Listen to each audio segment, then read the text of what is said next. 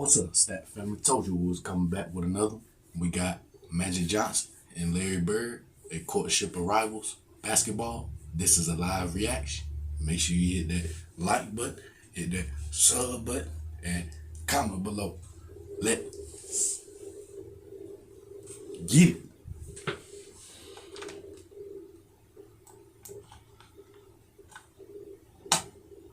They talk about it every day. You know what? I'm going at Big Bird. If I go to a foreign country, magic, what magic?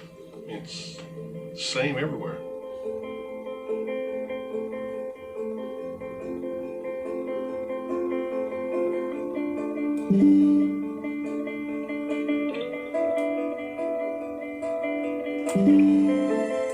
We don't have to see each other.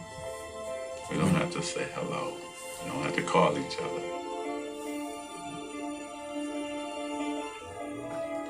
That's my main competition. It's always been like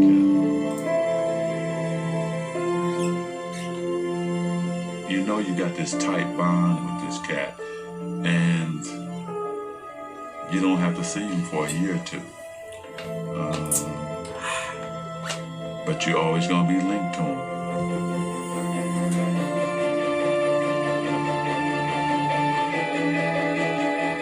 We got this connection that's never going to be broken. I mean, right to our graves. They'll be talking about this 100 years from now. Real legends.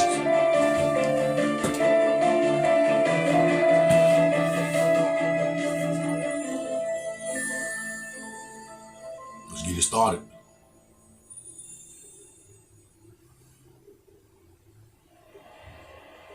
It all began here in Salt Lake City, Utah, on the night of March 26, 1979.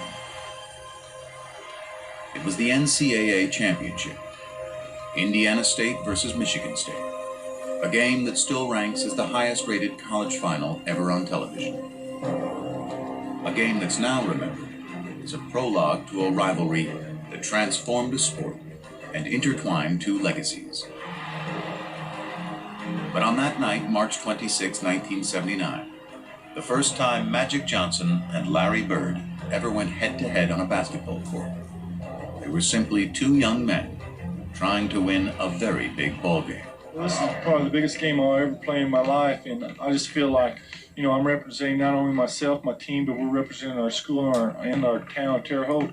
Well, it's a dream come true, really, for me. I won the state title back in my home state, and then my next accomplishment was going to the NCAA and playing in a game like tonight in the finals. They were two stars thrown together by the cosmos to compete, but only one of them had been groomed for the spotlight. In his case, it seemed since birth.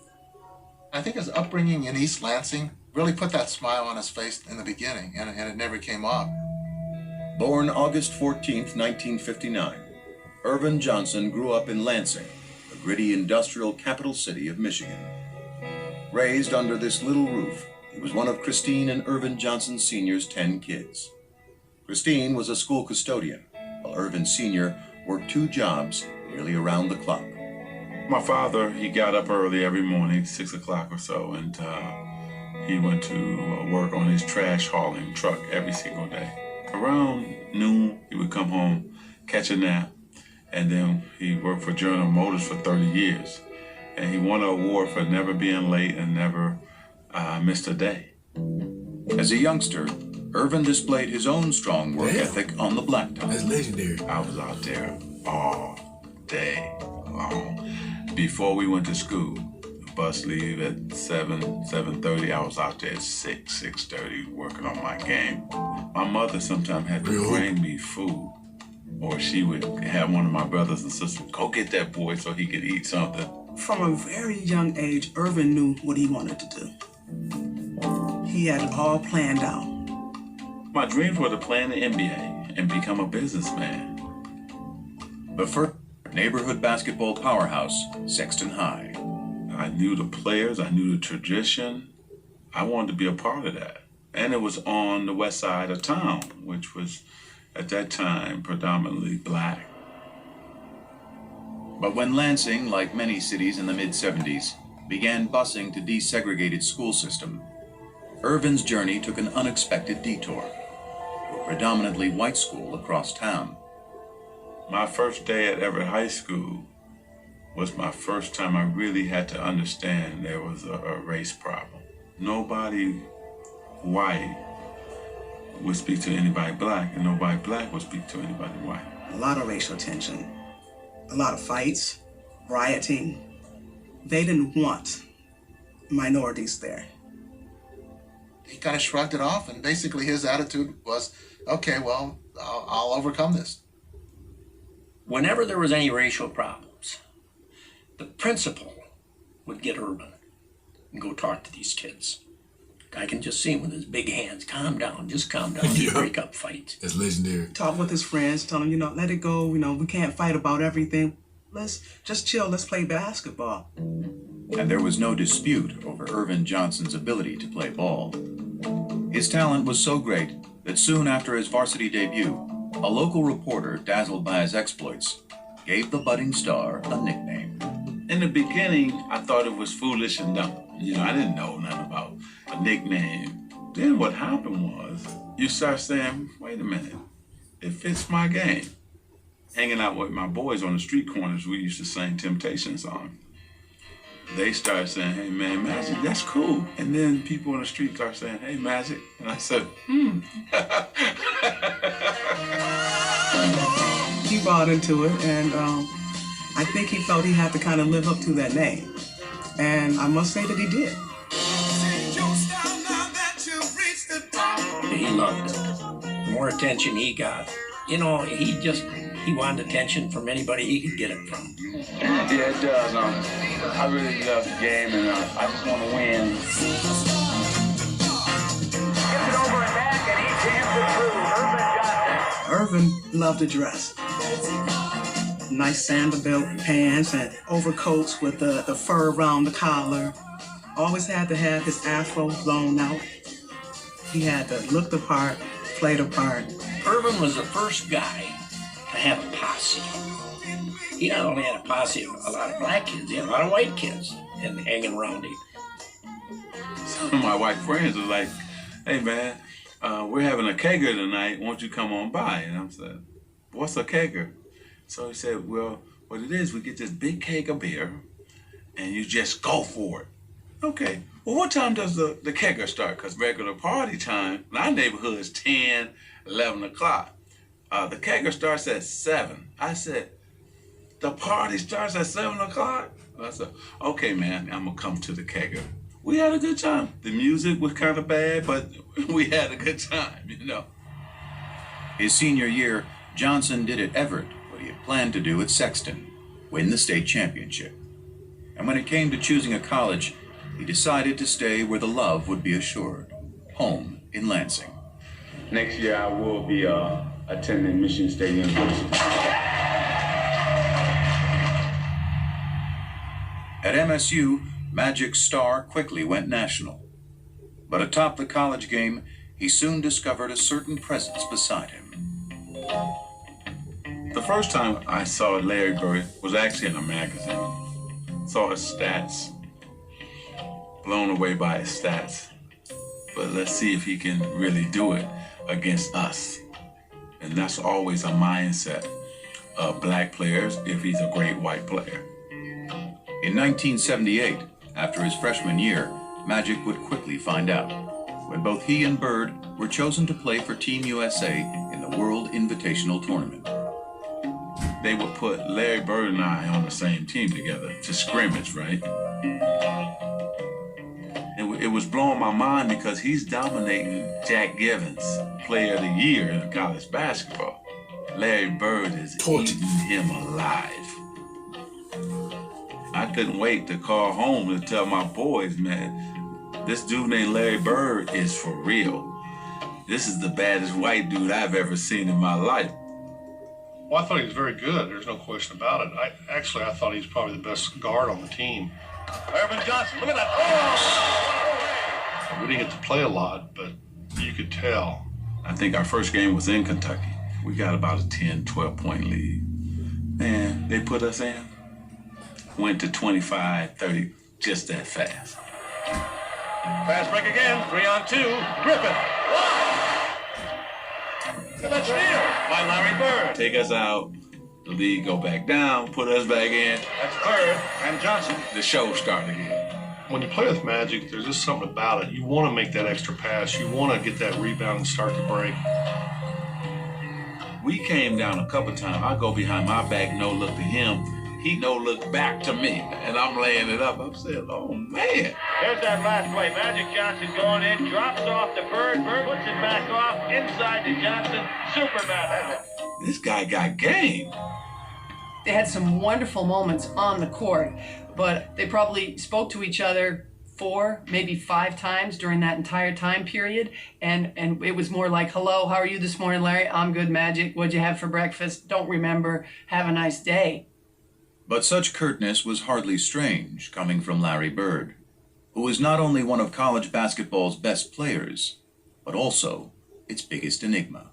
I think he was a mystery to the extent that he wanted to be a mystery. He didn't enjoy doing interviews. He didn't go out of his way to do them. He wasn't particularly good at them. He was kind of like, hey, this is who I am. You want to know who I am? Watch the game. That's who I am.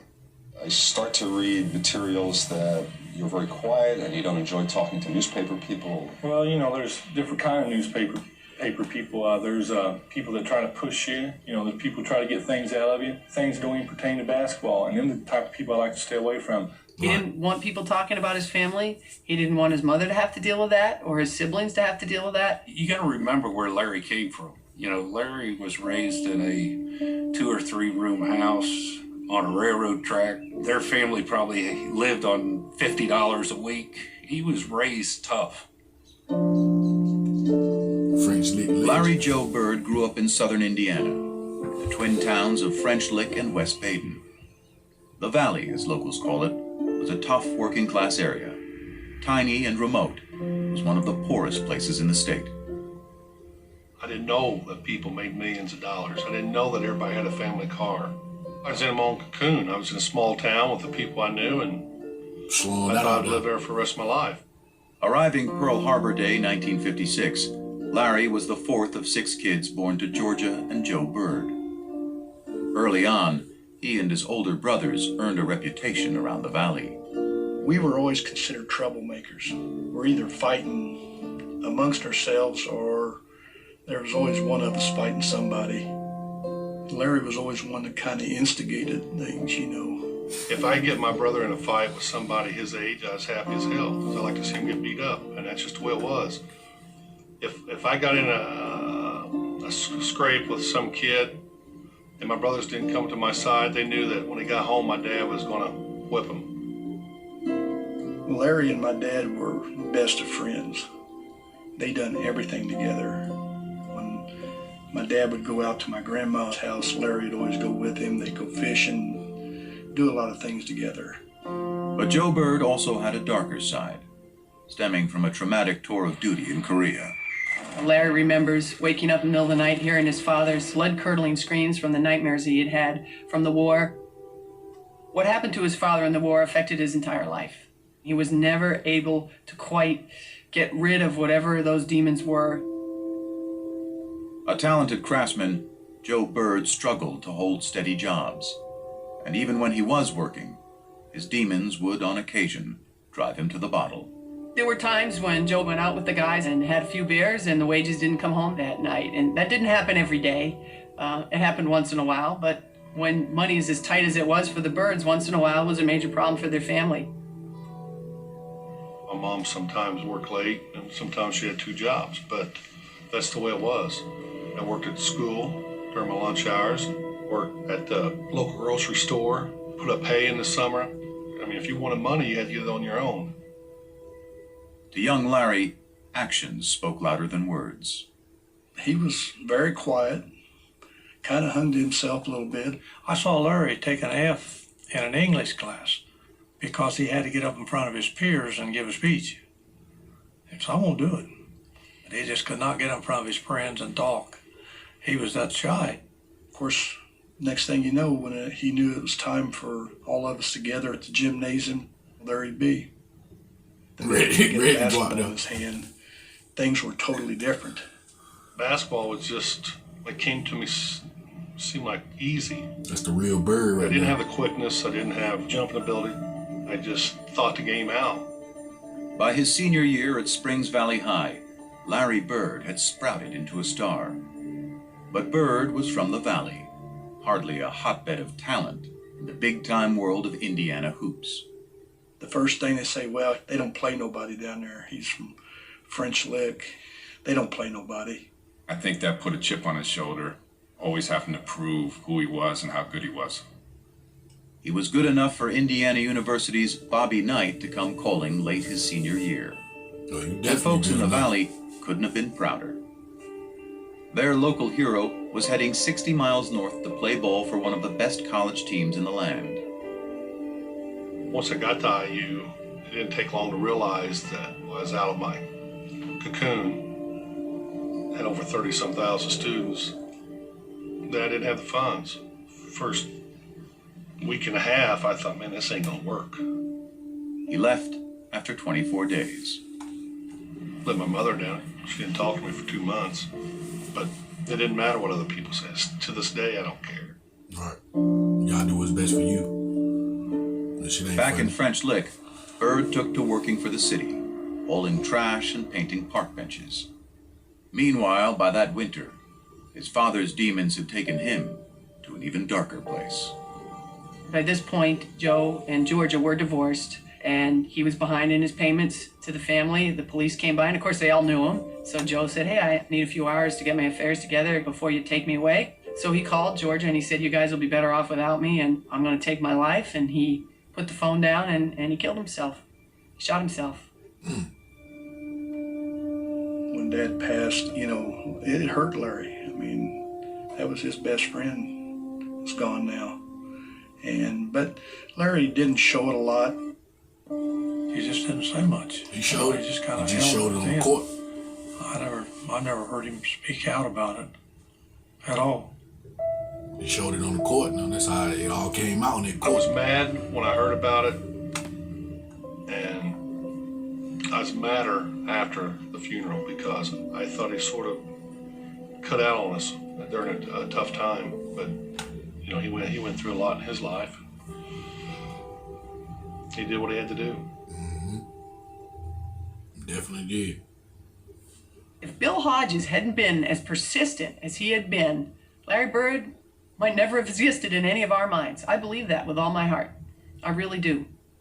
It was Bill Hodges, a young coach from Indiana State University, who convinced Bird to give college hoops another shot. So with a promise to his mom to graduate, Bird headed to Terre Haute and ISU, a school that never so much had been to the NCAA tournament. Once I started playing, it's the same old thing. You know, he's at a small school and he ain't playing against anybody, which is fine. Still dominated. Wherever Hoosiers gather, they no longer talk of weather. Indiana has a new state bird. Now his claim to fame is just the way he plays the game. Indiana has a new state bird. It's not the Cardinal now. Hey Larry, take a bow. Indiana has a new state bird. By the time he had led tiny ISU as a senior to a 33-0 record and a spot in the '79 title game, Larry Bird had become, alongside Magic Johnson, the talk of college basketball. Just a year after sharing the court on Team USA, they were back together. And the day before the big game, Magic couldn't wait to greet his old playmate. Indiana State was on practicing, and we were waiting in the tunnel. We got there early. I wanted to definitely say hello to Larry, you know. Yeah. When they came through, it was like nobody would say nothing. I wanted to go toward him, like his guys, like made sure that he didn't say nothing. And then they kind of started snickering, like, Michigan State, you in trouble. We're going to kill you guys tomorrow. I probably did snub him. I don't remember it, but I'm sure I did. Yeah. I didn't. It's legendary. Want any, you know, like I call it love fest, hugging right. and we got slapping business. high We fives got with to the have. opponent. You're there for a reason. You're there to win a game. That just said it's on now. It is Indiana State against Michigan State. I'm Brian Doble, and the fans here are going bananas. I mean, let's face it, if Larry Bird were black and came from Chicago, it wouldn't have been as big a deal. They were polar opposites. One black, one white, one outgoing, one shy. That was the charm of the attraction. The Bird against Magic. All of the superlatives have been used, and believe me, all of them have been warranted. Heading into the tournament, Magic was the bigger star, but by tip-off it was Bird, having hardly missed a shot in the semifinal, who had become the focus of fans, and more importantly, of Michigan State. We actually had two men on Larry everywhere he went. There he is, Dick. Look at they having sandwiched Dick. I'm surprised they didn't play a box on one, 4 guys on Larry and one on the other 4. Because they didn't have a lot of talent. If you stop Larry, you pretty much stop them. Look at the pressure around him. 2-3 left, and he's short. I didn't play well at all. Biggest game of my life, I didn't play well. Play short. I think our length and our size, our jumping ability was able to bother him. Bird hanging and score. I didn't shoot well. Missed, I think 3 free throws. It was just off night. It was just off night. It'd be like Has that. had a cold shooting night. I battled him, but I didn't have it.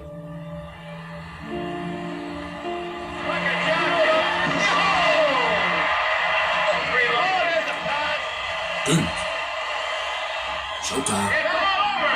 Michigan State University, national champions, 1979. Magic, not only were you leader on offense, I thought you did a great job on Larry Bird in the zone denying the ball. Yes, Coach gave us a good game plan to go against Larry Bird, and all we had to do was go out and do it. That's what we done. Congratulations, Super Bowl game.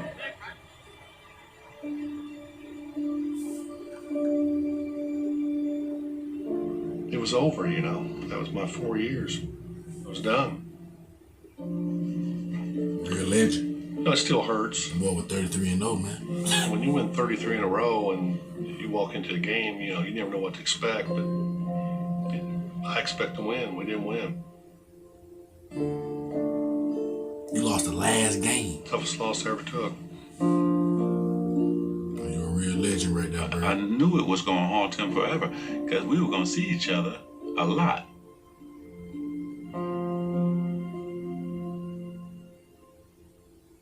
The National Basketball Association, in its 33rd season, is troubled by diminishing crowds and declining television ratings, signs that fan interest may be waning.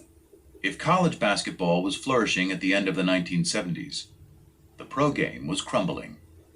After the golden era of Bill Russell and Jerry West in the 1960s, a merger with the ABA in 1976 had led not only to new teams, but a new temperament. Dawkins. It was a new league with new times, with renegades, with individuals. There was an argument made, plausibly, I think, that it was too black a league for the United States of America in the late 1970s. You think about the Knickerbockers at the time. The running joke was it was the Knickerbockers. That's what it was. It was the N-word. It's turning off a lot of white customers that are coming to the game, Why? I think there's a conflict between the white and the black, and I don't enjoy going to basketball and seeing all black players. I mean, I think when they said too black, they meant not just in terms of color, but in terms of style. Let me get mine, and the hell with yours. Basketball for us was about the best moves. You wanted to be that big player that everybody talked about. You wanted to be the one. Goodness. You didn't think about winning championships or team play. And those were just the issues on the court. The NBA had this image of an all-black league with a bunch of guys who did drugs. The teams were losing money, and they had no sponsors. And that's pretty much a death knell right there. It's a known fact that you need your white superstars. You just need more white ball players on the team for the white fans to identify with. Right. And in the newest member of the Boston Celtics, that's exactly what the league appeared to be getting. You changed Hope it all, he can man. help solve professional basketball's difficulties, which some say are compounded by a question of black and white.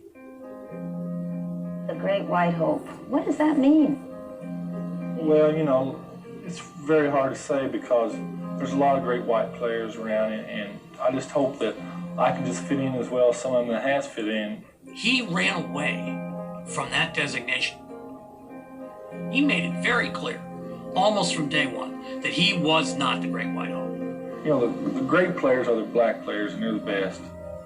Such deference meant little to black Celtics like Curtis Rowe, Sidney Wicks, and Cedric Maxwell, who looked at Bird and saw not the Great White Hope, but another case of Great White Hype. He didn't impress me no more than any white guy I've ever seen play before. I think that you would say that most black players at the time were racist, in the sense that we did not think that you could find a white guy who could play better than any black guy. Bird changed it When I all. walk in the first day of camp, them guys were on the floor stretching, and here comes the white savior, here comes this, here comes that. I sort of enjoyed it because I knew I was going to battle them all day.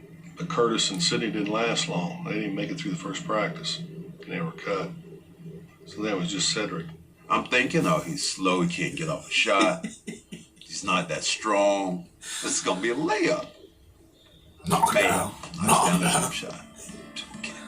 Maybe that was luck. Gets the ball again. Bam, knocks down another jump shot. Now I'm thinking like, okay, hey, you know what? I'm gonna D this guy up. I'm just showing his life. 20 feet away. Bam. 25 feet away. Bam.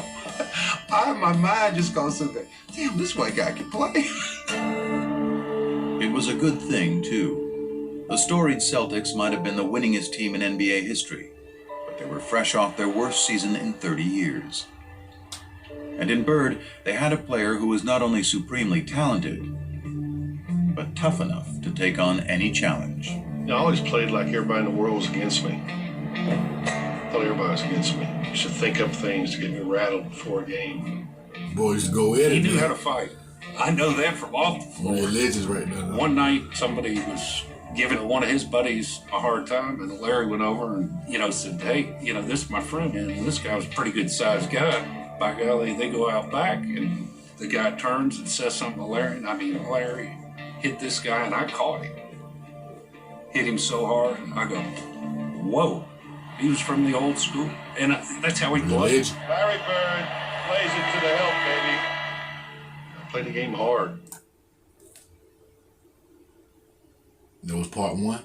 Thank y'all, Bird family. Thank y'all, Stat family. We're going to be back with another video after this video.